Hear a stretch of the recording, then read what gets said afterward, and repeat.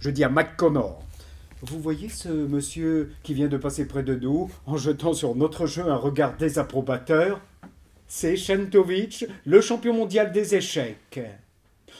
Nous n'avons plus l'un et l'autre qu'à supporter cet affront et à nous accommoder de son auguste mépris sans en faire une maladie.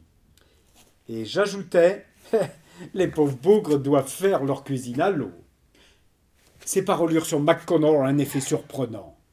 Chentovic? Je veux absolument jouer contre lui. Vous allez l'aborder et le prier de se joindre à nous. Je refusais, alléguant que Chentovic n'était pas, à ma connaissance, très désireux de se faire de nouvelles relations parmi les joueurs de troisième classe que nous étions.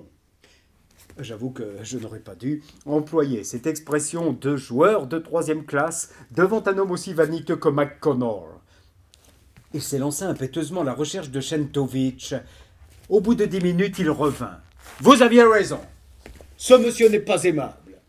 Je me suis présenté, j'ai décliné mes qualités, il ne m'a même pas tendu la main.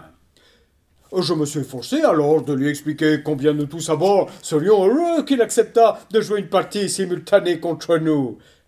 Il m'a dit qu'il regrettait car il s'était expressément engagé par contrat à ne jamais jouer sans toucher d'honoraires. Il se voyait donc obligé de demander au minimum $250 par partie. J'ai accepté ces conditions. La partie aura lieu demain après-midi à 3 heures dans ce fumoir. J'espère que nous ne nous laissons pas si facilement battre la plate couture. Il m'est arrivé déjà de perdre plus de $250 en un soir, et cela sans avoir le plaisir de jouer contre un champion du monde.